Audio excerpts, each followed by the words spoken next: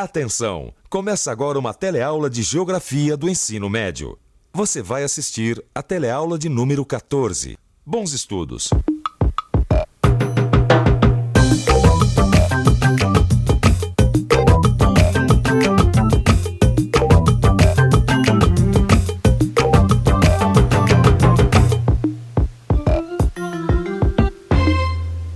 Vento e água.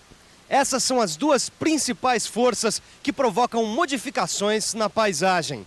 Como a força dos ventos e das águas moldam o relevo, é o tema da nossa teleaula de hoje. Nessa teleaula você vai aprender que a ação das águas dos oceanos, rios e geleiras influi no relevo. Vai ver que a dinâmica das águas é responsável pelos lagos e pela conformação do litoral.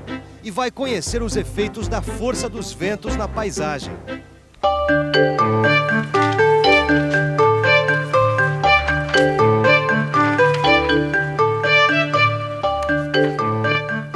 A gente não precisa ir muito longe para entender que o movimento do ar e o das águas representam forças que atuam sobre a superfície da Terra.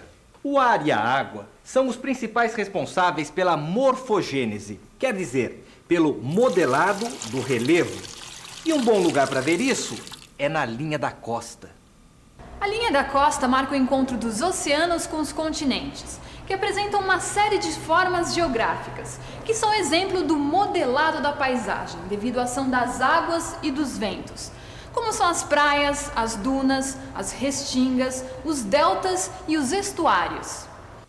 Bom, Vicente, os estuários são formados nas embocaduras dos rios, certo? Exatamente, e eles sofrem a ação da água do oceano e da água do rio.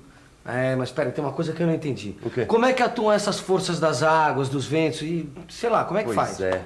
Como atuam essas forças, hein? Os ventos e as águas provocam principalmente a erosão. A erosão é a retirada de material das rochas ou dos terrenos. Esse material é depois carregado e depositado em outras áreas através da sedimentação.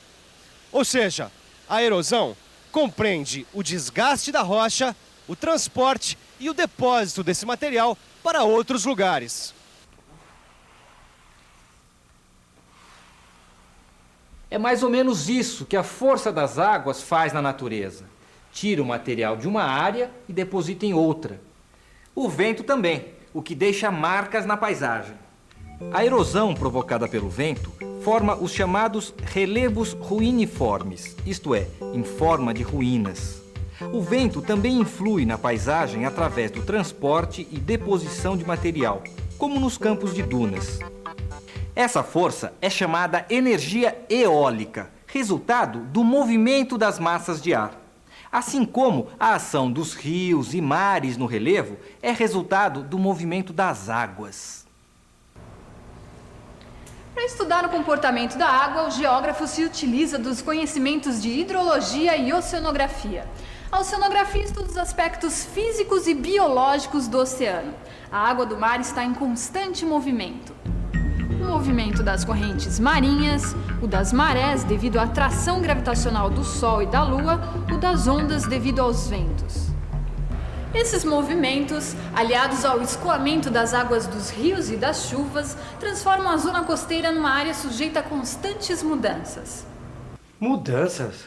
A gente já não viu que a força da água tira material de um lugar e leva para o outro? Bom, viu, mas você está querendo dizer que o litoral está sujeito a modificações? Exato. Por causa do comportamento dos rios, dos oceanos, das lagunas, é isso? Isso mesmo. Porque, olha, Gil, são áreas muito instáveis, entendeu? Então a ação humana pode acelerar modificações que podem ser irreversíveis. Mas peraí, como é que dá para ver isso na costa? A costa recortada do Maranhão é um exemplo de área que sofre abrasão marinha. O movimento das águas retira sedimentos dessa área, enquanto a costa reta do Amapá é um exemplo de área que recebe material trazido pelo movimento das águas.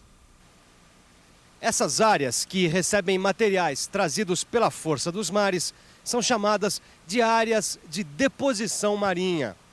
No caso da costa do Amapá, grande parte do material sedimentar é trazido da foz do rio Amazonas.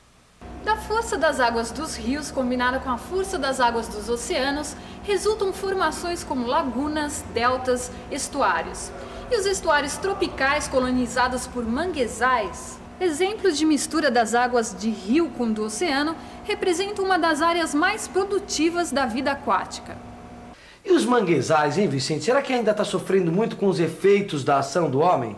Ah, então. Apesar de ser uma área tão importante para a vida, e olha, se você pensar, muita gente tira o sustento dos manguezais, eles estão comprometidos. E estão comprometidos por quê? Por causa da poluição agroindustrial, da poluição urbana. Mas, Vicente, me diz uma coisa. Será que a força das águas só está presente nos estuários? Não, é só você checar, por exemplo, de onde surgem as praias. Ah, tá aí. Boa pergunta. Da onde surgem as praias?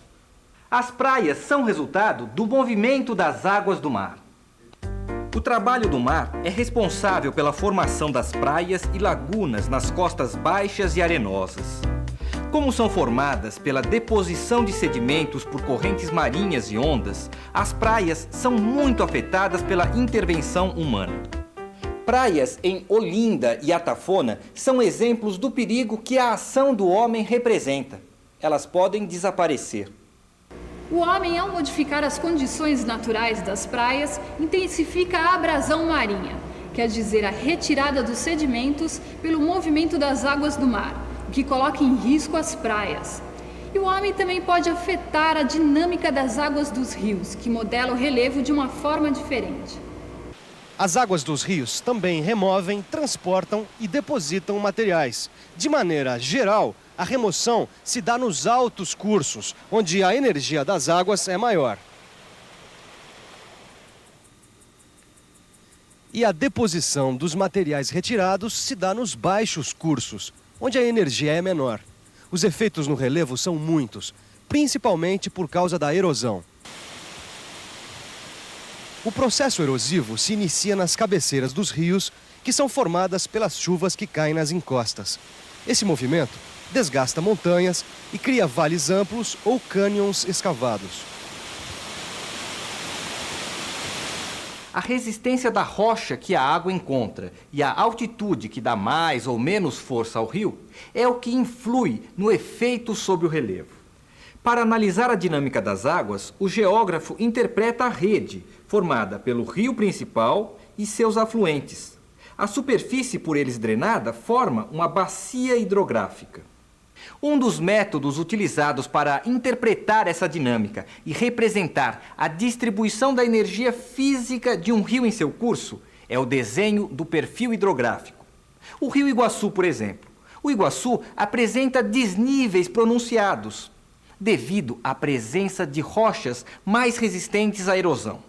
Seu perfil hidrográfico pode ser representado por esse gráfico, que mostra que o Iguaçu possui um elevado potencial para o aproveitamento da energia hidráulica.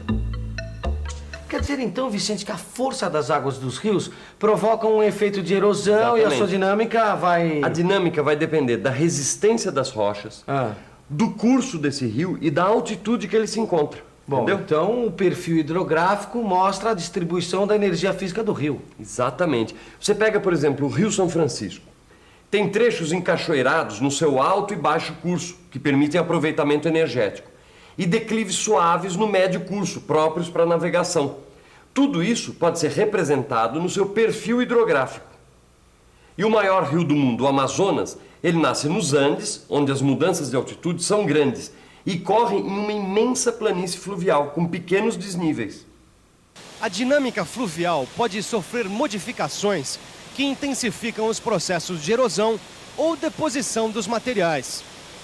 Por exemplo, aceleração ou diminuição da erosão nas encostas, alterações climáticas que modificam o volume de água dos canais fluviais ou variações da crosta terrestre. Tudo isso pode alterar a dinâmica das águas de um rio. Mas existe ainda uma terceira forma pela qual as águas modelam o relevo. Outra maneira das águas modelarem o relevo é em forma de gelo, e o poder de abrasão das geleiras é maior. Em forma de gelo, a água carrega material mais pesado. O movimento das geleiras provoca a chamada erosão glacial. O gelo em movimento carrega material grosseiro em seu fundo com grande poder de abrasão. No passado, a erosão glacial foi responsável pela formação de costas altas e escavadas, vales em formas de U. Exemplo de sua marca no relevo são os fiordes. Hoje, a ação das geleiras pode ser vista nas áreas próximas aos polos e às grandes montanhas, como os Andes, onde está o glaciar Perito Moreno, uma das maiores geleiras em movimento do planeta.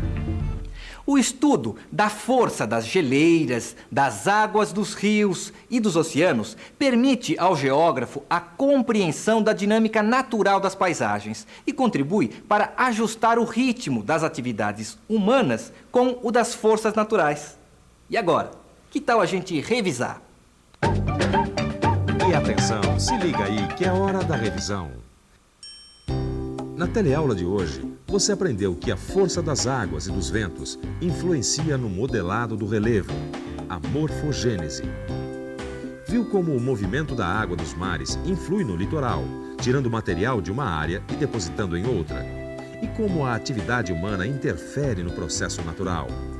Aprendeu que a dinâmica das águas pluviais e fluviais é responsável pelos vales e que é possível representar o leito certo de um rio através de seu perfil. Viu o efeito da ação dos ventos no relevo e a força das águas em forma de gelo. Bom, por hoje é só. E olha, não deixe de tirar qualquer dúvida aí no seu livro, hein? Até a próxima.